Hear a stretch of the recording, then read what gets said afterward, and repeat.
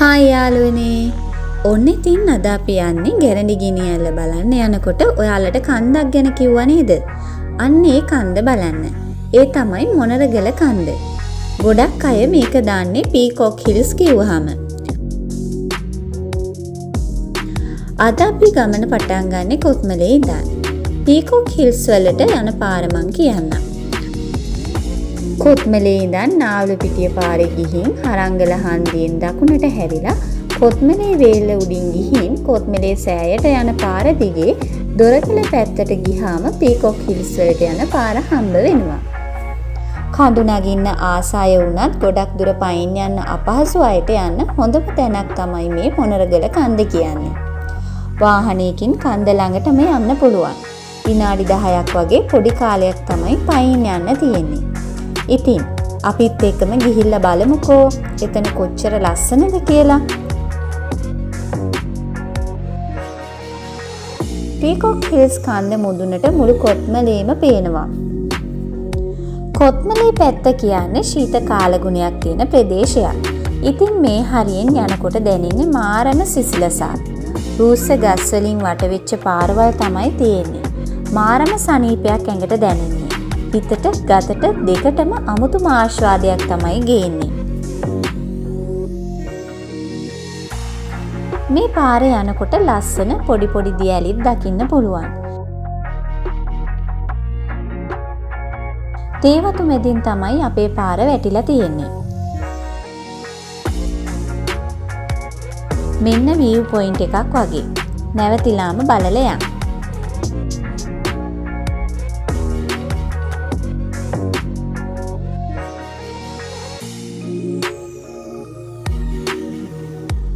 මෙතනට කොත්මලේ ඩෑම් එකත් හොඳට පේනවා.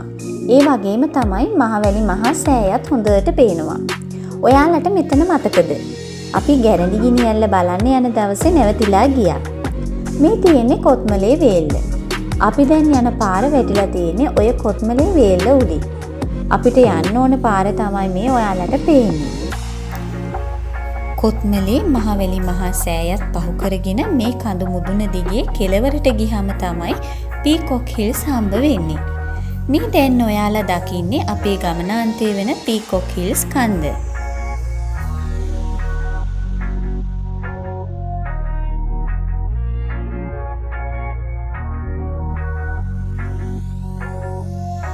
බලන්නකෝ මෙතනට අඹුලුවාව පේන විදිහ.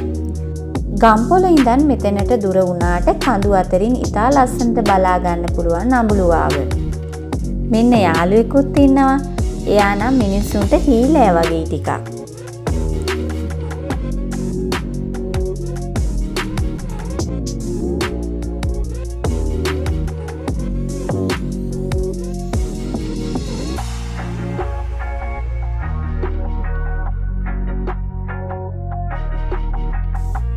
අපේ රටේ ඉන්න සමහර බුද්ධිමත් මිනිස්සු කරලා තියෙන පහත් වැඩක් තමයි මේ. පරිසරයට ආදරේ නැත්නම් පරිසරයේ සුන්දරත්වය විඳින්න යන්න එපා. මේ වගේ දේවල් හින්දා ලස්සනට තියෙන පරිසරයේ කොයිතරම් අපිරිසුදු අවලස්සන වෙනවද? පොඩ්ඩක් හිතලා බලන්න. අපේ මිනිස්සු ඉන්නේ කොයිතරම් පහත් තැනකද කියලා. පරිසරයට ආදරේ කරන්න පුරුදු වෙන්න. මොකද මේ සෝබාදහම අපිට ගොඩක් දේවල් දෙනවා. අපි මේ අපේ ඇස් දෙකෙන් දකින ලස්සන පරිසරය, ලස්සන දේවල් අපේ දරුවන්ටත් බලන්න ඉතිරි කරන්න පුරුදු වෙන්න. Taman ගමනක් යද්දී එකතු වෙන අපද්‍රව්‍ය නිසි පරිදි බැහැර කරන්න වග බලා ගන්න. බලන්නකෝ කඳු පන්ති ටික. අහස දැක්කහම නම් වැස්සක් එන්න වගේ කියලාත් හිතෙනවා. අඳුරු වෙලා නිල් පාටට තිබ්බ අහස හැංගිලා ගිහිල්ලා වගේ.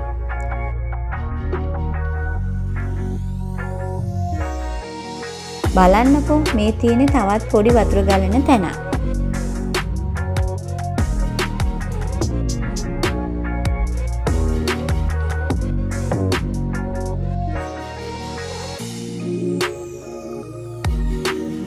ඔන්න දැන් අපි ඉන්නේ හරංගල හන්දියේ. මෙතනින් අපි යන්න ඕන දකුණු පැත්තට. හරංගල මහාවිද්‍යාලයේ තියෙන්නේ මේ පාරෙම තමයි.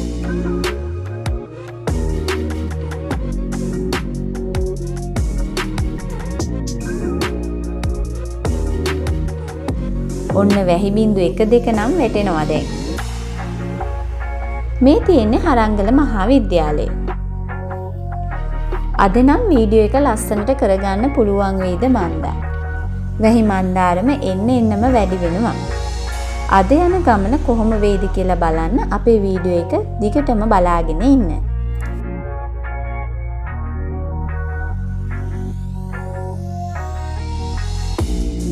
දැන් නම් ටිකක් වැඩිපුර වැහි බින්දු වැටෙනවා.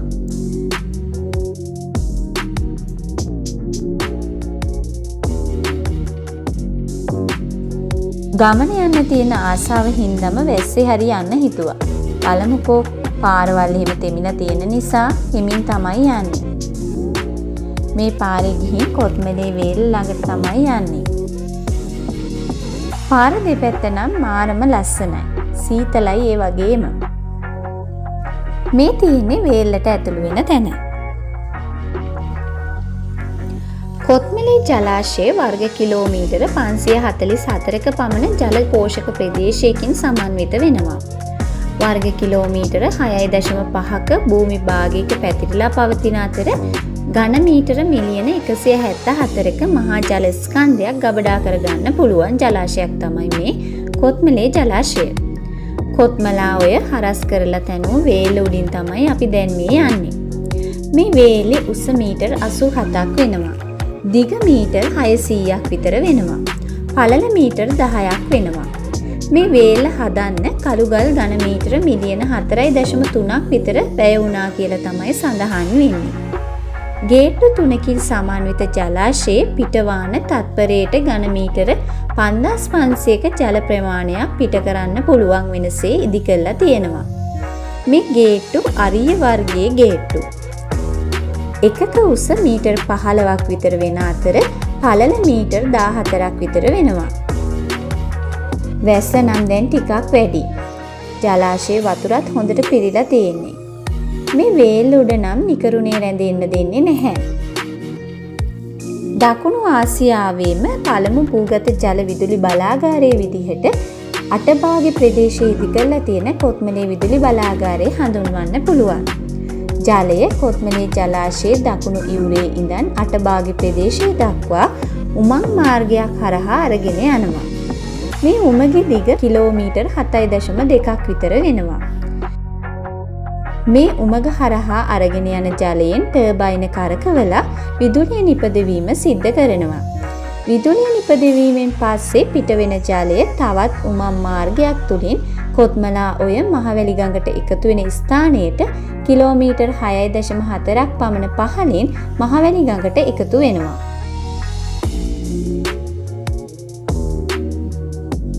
මේ මගින් විදුලිය නිපදවීමේදී අනෙක් ක්‍රමවලට සාපේක්ෂව පරිසර දූෂණය ඉතාම අඩුයි.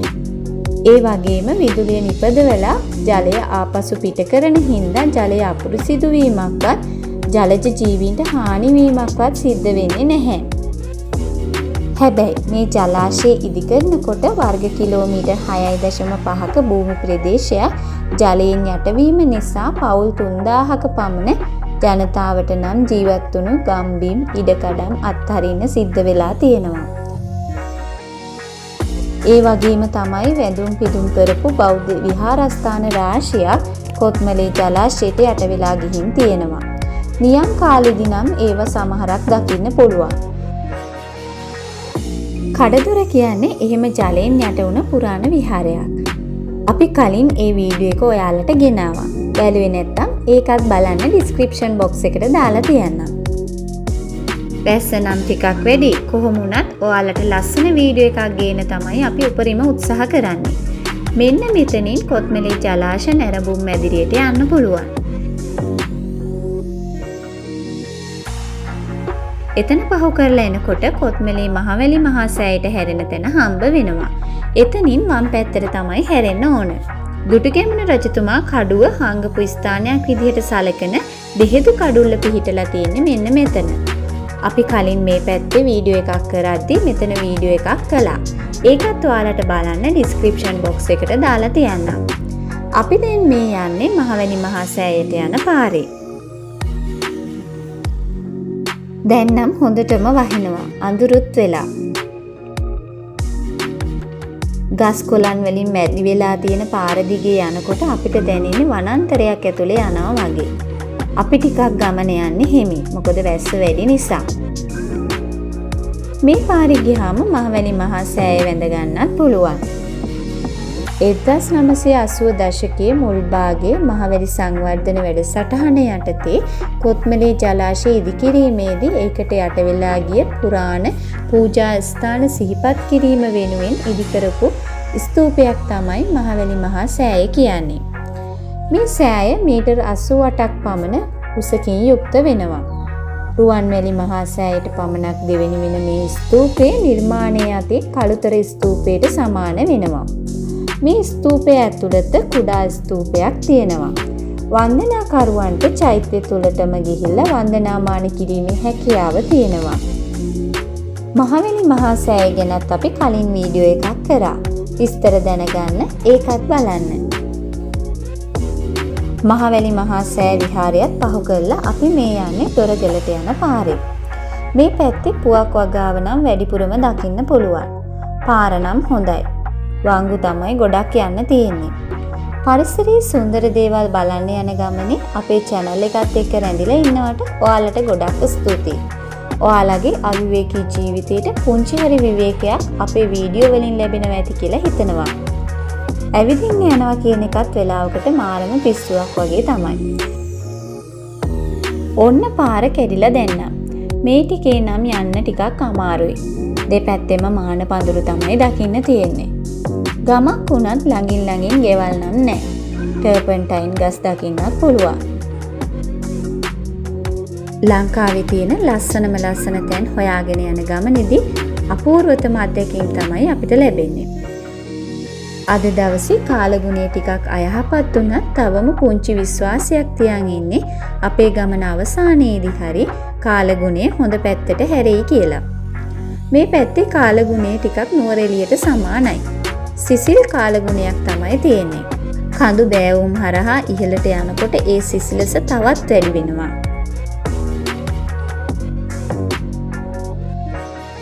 බලන්නකෝ පරිසරයේ ලස්සන. කොළ පාටට දිලෙන ගස්වැල් හැම පැත්තෙම තියෙන්නේ. නගරික ජීවත් වෙන අයට නම් මේ වගේ පැත්තකට ආවොත් දිව්‍ය ලෝකයක් වගේ කියලා හිතේ. ඒ තරම්ම හරිම නිස්කලංකයි. මනසට දැනෙන්නේ හරිම නිදහස් බවක්. පරිසරයේ සුන්දරත්වයේ විඳින්නත් වාසනාවක් තියෙන්න ඕන. ඇත්තටම යන්න බැරි වුණත් වීඩියෝ එකකින් හරි ඒ අත්දැකීම ගන්න පුළුවන් නම් ඔයාලා ඇත්තටම වාසනාවන්තයි. මේ වීඩියෝ ඔයාලට අපි ගේන්නේ මේ වගේ තැන්වලට යන්න බැරි අයට උනත් ඒ අත්දැකීම අපේ වීඩියෝ එකෙන් දෙන්න පුළුවන් නිසා. ඔයාලට බලනකොට හිතෙනවා ඇති අපි නොගිය තැන් කොච්චර තියෙනවද කියලා. අපි නම් පුළුවන් හැම වෙලාවෙම කොහේ හරි ඇවිදින්න යන්න තමයි ආස. ඒකට කොහොම හරි ටයිම් එක හදා ගන්නවා. ඇත්තටම අවිවේකී රටාවක් ගෙවුවත්. අපේ මනසට ඒක පුදුම සහනයක්. ඔයාලටත් මේ වීඩියෝ මනසට සැහැල්ලුවක් ගේනවා ඇති කියලා හිතෙනවා. ඉතින් අපේ වීඩියෝ හොඳ නම් කමෙන්ට් එකක් එහෙම දාන්න අමතක කරන්න එපා. බලන්නකෝ මේ කඳු පාන්ති පේන විදිහ. මීදුමත් හොඳටම තියෙනවා. මෙන්න මෙතන තමයි දොරගල හන්දිය. මෙතනින් වමට හැරුණොත් ගම්පොළ පැත්තට යන්න පුළුවන්. අපි යන්න ඕනි දකුණු පැත්තට. බස් එකේ එනවා නම් මෙන්න මෙතෙන්ට විතරයි එන්න පුළුවන් වෙන්නේ. මෙතන ඉඳන් පයින් හරි ත්‍රිවිල් එක හරි යන්න ඕන.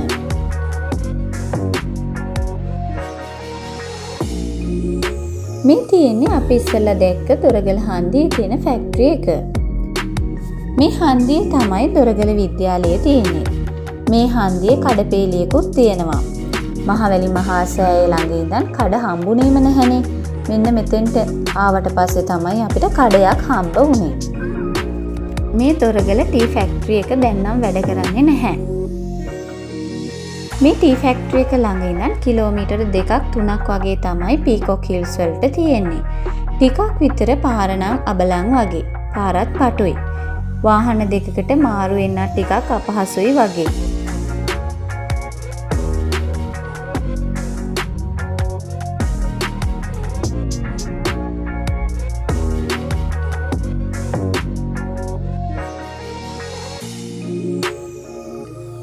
දැන් නම් පොඩ්ඩක් කාලගුණේ හොඳයි වගේ. පොඩි අවුවකුත් ආවා. බලන්න හරිත පාට පරිසරය. ඔන්න ඉතින් දැන් නම් පාර ටිකක් පටුයි. කාපට් කරලා නැති වුණත් අමාරුවක් නෑ යන්න. මේ රෙදි වලින් වහලා තියෙන්නේ වගාවේ. මේ පැත්තේ ගොඩක් කට්ටියගේ ජීවන උපාය වෙන්නේ වගාව වෙන්න ඇති.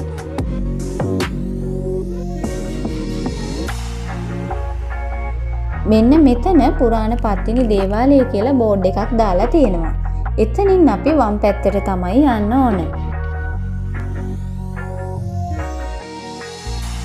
මේ හරියනම් පාර හොඳටම කැඩිලා. අමාරුවෙන් තමයි යන්න වෙන්නේ. පාරත් පටුයි. වාහන දෙකක් එහෙම මාරු වෙන්න ඉඩකඩ මදි. තව ටිකක් යන්න තියෙනවා. අහස නම් දැන් ටිකක් පැහැදිලි වෙලා වගේ. අපේ වෙලාව හොඳයි වගේ. නැත්තම් මෙච්චර දුර ඇවිල්ලා ලස්සන බලන්න බැරි වුණොත් අපරාධයි.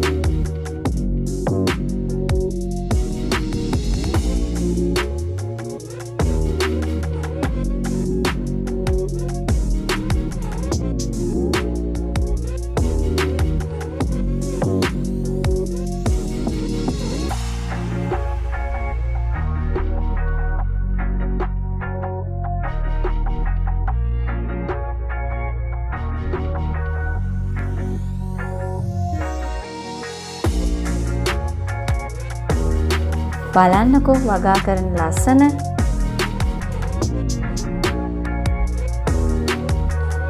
මේ ටිකේ නම් යායටම පේන්න තියෙන්නේ වගාවෙන්. පැල හදනකොට ඉටිකොල දාලා හදලා තියෙන්නේ. මේක විශේෂ වගා ක්‍රමයක්. මේ ක්‍රමයෙන් වගාවට දාන්න ඕන වතුර ප්‍රමාණය අඩුයි. මොකද කිව්වොත් වතුර වාෂ්ප වෙන ප්‍රමාණය අඩු නිසා. ඒ වගේම තමයි වල් පැල හැදෙන එකත් අඩුයි.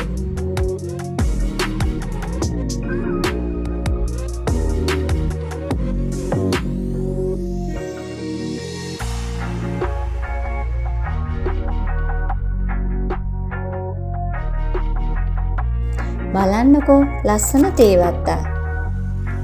ඊට උඩින් පයිනස් කැලයක් තමයි තියෙන්නේ.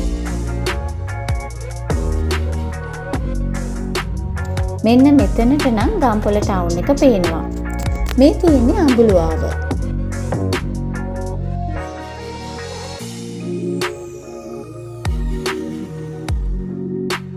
මේ තේවත්තේ දළු ටික නම් ෂෝක් එකට හැදිලා තියෙන්නේ.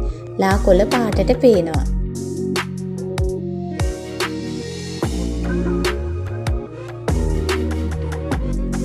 ඔන්න ඉතින් ෆොටෝ එකකුත් ගත්තා අපි. දැන් නම් පාර ඉච්චරම අවුලක් නෑ. ඒත් පාර ගොඩක් පටුයි. බලන්නකෝ මේ පේන්නේ ගම්පොළ ටවුන් එක.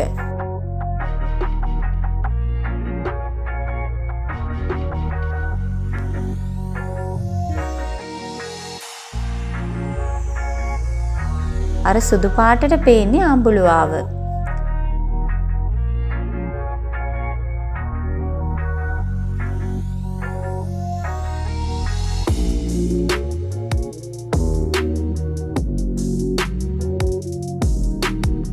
ඔන්න ඉතින් දෙන්න අපි මොනරගල කන්ද නගින තැනටම ආවා.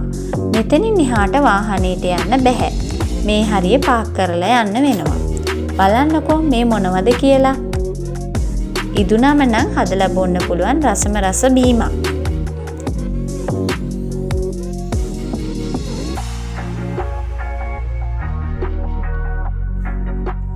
මොනරගල කන්ද නගින්න තියෙන අඩිපාර තමයි මේ. මෙතන ඉඳන් කිලෝමීටරයක් වගේ තමයි යන්න තියෙන්නේ.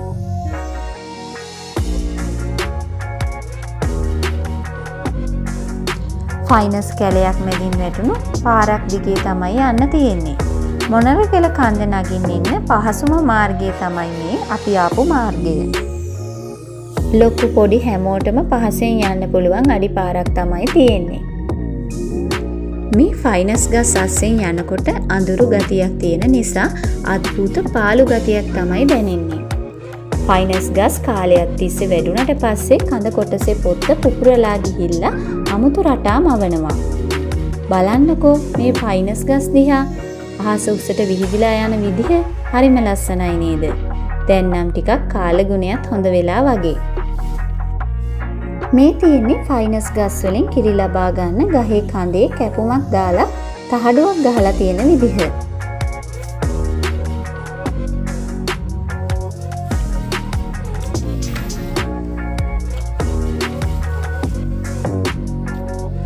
ෆයිනස් ගස් වලින් උසස් ප්‍රතිලාභ සහිත ඇලෙන සුළු අවර්ණ ද්‍රාවණයන් නිපද වෙනවා.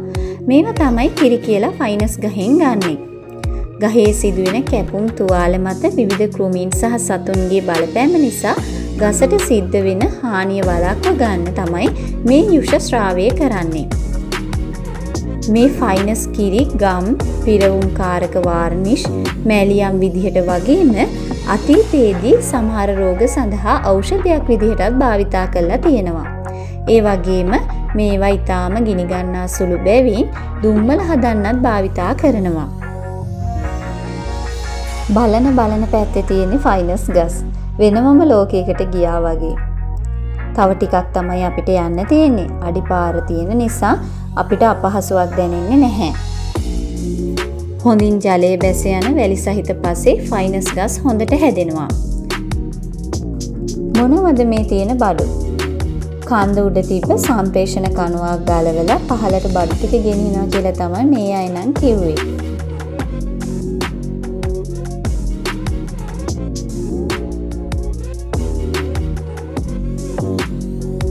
මේ ගස් කාට උනත් පහසුවෙන් හඳුනගන්න ලේසි. පත්‍ර ඉදි කටු වගේ. ඒ වගේම තමයි මල් කේතු ආකාරයේ හැඩයක් තමයි ගන්නෙ. කොම ගලවන්න අයින් කරනවා නේද? මේ ෆයිනස් ගස් විවෘත හිරු එළිය හොඳින් තියෙන තැන්වල හොඳින් වැඩෙනවා.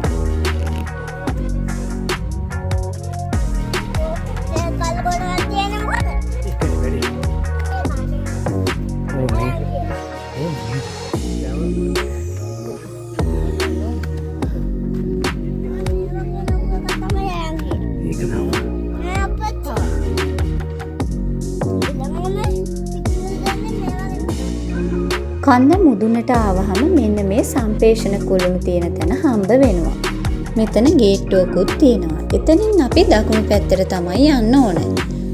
පොඩි අඩිපාරක් තියෙනවා ඔයාලට දකින්න පුළුවන්. මේ පාර අවසානයේ තමයි පීකොක් හිල්ස් view point එක තියෙන්නේ.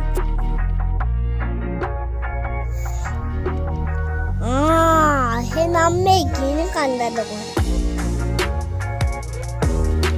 ලාභවල පාටක් දෝවිලෝයි. බලන්නකෝ මේ මොනවද කියලා. ෆයිනස් ගස්වල මුල් ඇස්සේ තිබ්බේ. හරිම ලස්සනයි නේද? පීකොක් හිල්ස් වලට යනකල්ම තියෙන ෆයිනස් ගස් තමයි. විවිධ ප්‍රමාණයේ ෆයිනස් ගස් නිසා කඳුකරෙම ලස්සනට පේනවා. මේ ගස් මීටර් 15 ඉඳන් මීටර් 45 දක්වා උසට වර්ධනය වෙනවා. විශේෂ දෙයක් කියන්න ඕන. ෆයිනස් ගස් වනාන්තර කොරිඩෝවක් විදිහට තමයි වර්ධනය වෙන්නේ.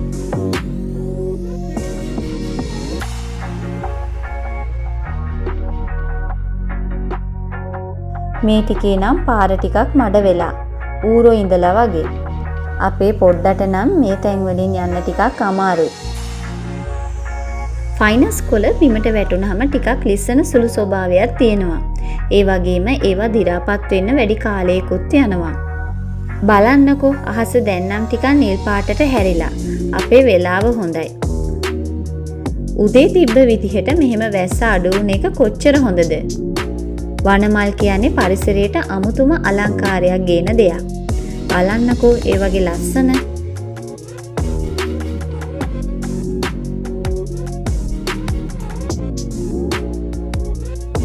එක වර්ගයේ පඳුරු වර්ගත් මේ හරිය දකින්න පුළුවන්. ඔන්න තවත් ලස්සන කැලෑ මල් ටිකක්. චූටි මල් උනත් ඒ වගේ ලස්සන බලන්නකෝ.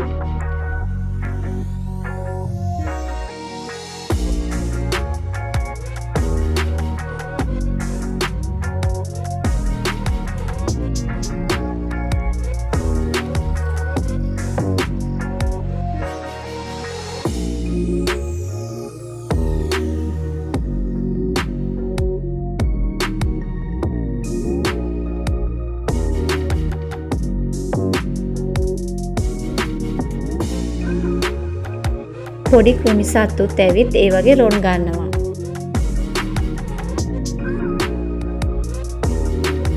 මේ වගේ මල් වලට සමනල්ලු ආකර්ෂණය වෙනවා වැඩි.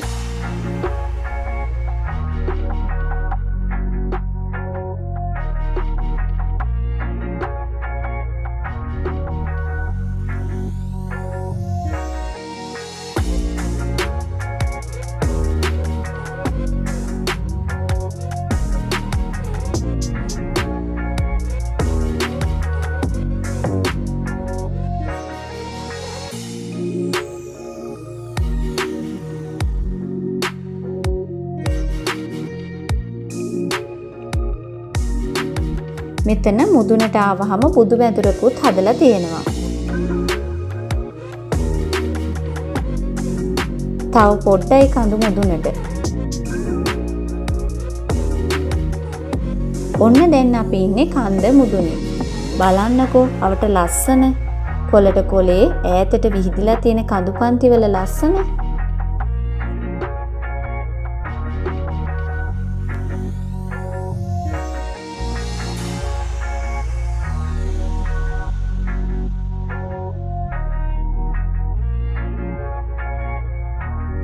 කොත්මලේ ජලාශයත් මෙතනට පේනවා.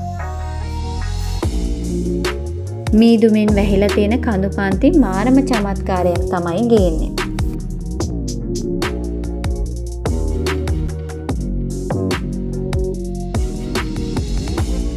මෙතනට ගැරඬි ගිනි ඇල්ලක් පේනවා. වීඩියෝ එක ගන්න යනකොටම මේ පැත්ත මීදුමෙන් වැහෙනවා ඔන්න. ඒ නිසා ඉතින් ඔයාලට පෙන්වන්න වෙන්නේ නැහැ. අපි ගැරඬි ගිනි ඇල්ල ළඟදී මොනරගල කන්ද ඔයාලට පෙන්නුවා. ඒ වීඩියෝ එක බැලුවා නම් මතක ඇති. කඳුකර වනාන්තරවල දකින්න පුළුවන් කටුස්සෙක් තමයි මේ ඉන්නේ.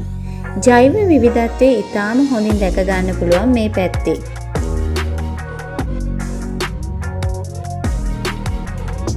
අද කාලගුණයත් එක්ක මේ පැත්තේ කඳු ටික නම් මීදුමෙන් වැහිලා. මීදුම ටික ටික අඩු වෙනකොට අපිට වටපිටාව බලා ගන්න පුළුවන්. දැන් මේ ඔයාලා දකින්නේ පුස්සැල්ලාව නගරය. මොනරගල කන්ද මීටර් 1518ක් විතර උසකින් පුස්සැල්ලාව නගරයට යාබදව තමයි පිහිටලා තියෙන්නේ. එක පැත්තකින් ගම්පොළ නගරය, අඹුලුවාව, කබරගල, දොළොස්බාගි කඳුපන්ති, නාවලපිටිය වගේම පිදුරු තලාගල කඳුපන්ති, වතලේගල, අලගල්ල වගේ කඳුපන්තිත් බලා ගන්න පුළුවන්. මේ පේන්න තියෙන්නේ රොත්ස්චයිල්ඩ් ට්‍රී ෆැක්ටරි එක.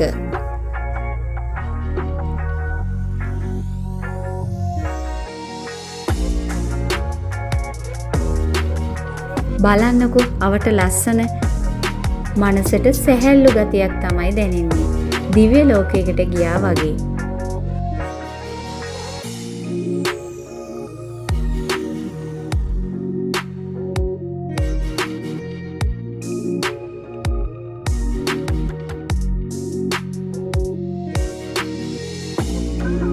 මෙතනින් බැහැලා අනෙක් ගලට යන්නත් පුළුවන්. හැබැයි පරිස්සමෙන්. මොකද පොඩ්ඩක් හරි ලෙස්සොත් ජීවිතේ අනතුරේ. ඒ නිසා පරිස්සමෙන් යන්න ඕන.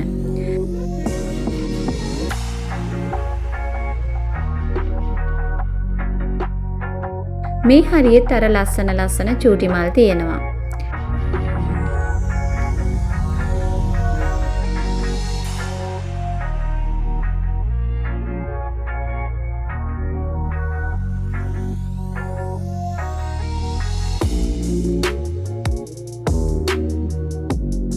බලන්නකෝ මිනිස්සුන්ගේ පහත් වැඩ කාපු බීපුවා ඒ තැන්වලම දාලා ගිහින්. මේ වගේ දේවල් වලින් තමයි පරිසරයේ සුන්දරත්වය නැති වෙලා යන්නේ. පොඩ්ඩක් හිතලා බලන්න. අපේ මිනිස්සු කොයිතරම් පහත්ද කියලා.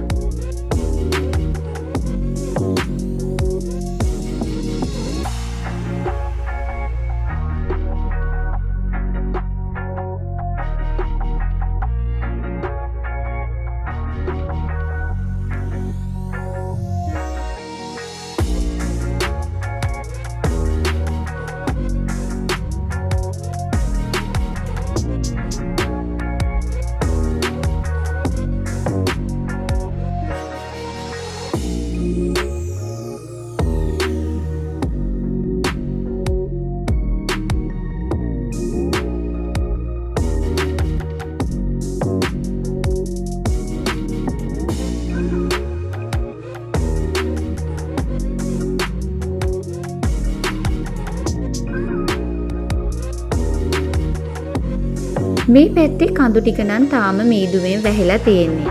ටික ටික තමයි පැහැදිලි වෙන්නේ. ඔයාලට ලස්සන වීඩියෝ එකක් ගේන්න තමයි අපි මේ උපරිම උත්සාහ කරන්නේ. එතකොට තමයි මම මේ දකින ලස්සන ඔයාලටත් දෙන්න පුළුවන් වෙන්නේ. මොනරගල කන්දට නගින්න ලේසිම වගේම පහසුම මාර්ගය තමයි පුස්සැල්ලාව නගරයට ගිහින් කොත්මලේ මහවැලි මහා සෑය පාරේ දොරගල ටී ෆැක්ටරි එක හරහා අපි මේ ආපු පාර. මේ පාරේ කන්ද පාමුලටම වාහනයකින් එන්න පුළුවන් නිසා හරිම පහසුයි.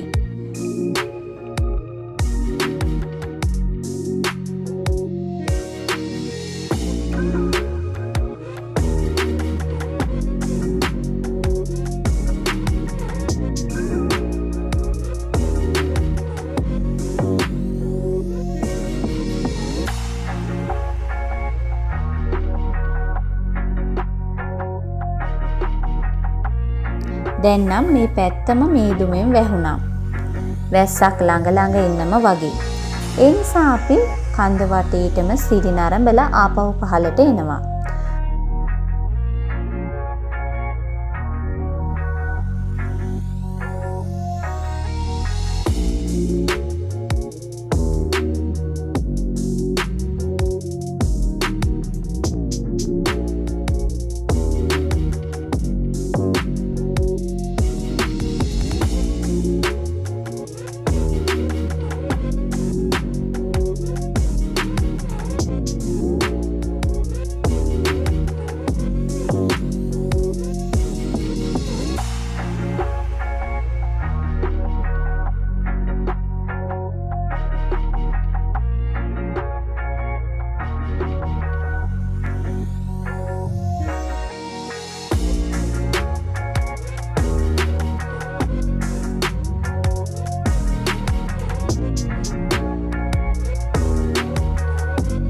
සොබා දහම කියන්නේ අමුතුම සෞන්දර්යයක් ගේන දෙයක්.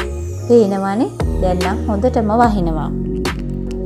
වෙලාවට වැස්සට කලින් අපි වාහනේට ආවා.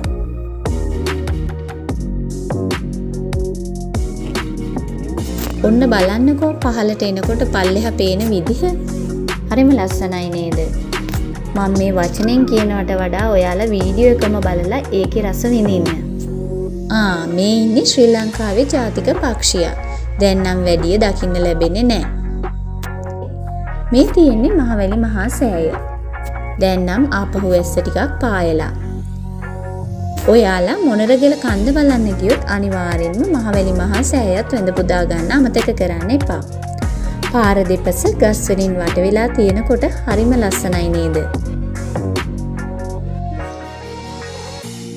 ඒක අමුතුම අත්දැකීමක්. ඔයාලගේ අවිවේකී ජීවිතයට විවේකයක් ගන්න පුංචි වෙලාවක් වෙන් කරගෙන සොබා දහමේ රස විඳින්න අපේ වීඩියෝ බලන්න. මේ වගේ තැන් බලන්න යනවනම් මතක සටහන් පමණක් රැගෙන පිය සටහන් පමණක් තියලා එන්න අමතක කරන්න එපා. තවමත් ස්පාර්ක්ලින් නේචර් channel එක subscribe කරලා නැත්නම් subscribe කරන්න. අලුත් වීඩියෝ දැනගන්න bell icon එක click කරන්න. අපේ වීඩියෝ හොඳ නම් like එකක් comment එකක් දාන්න අමතක කරන්න එපා. යාළුවන්ටත් බලන්න share කරන්න. එහෙනම් ඉතින් අලුත් වීඩියෝ එකකින් හමු වෙමු.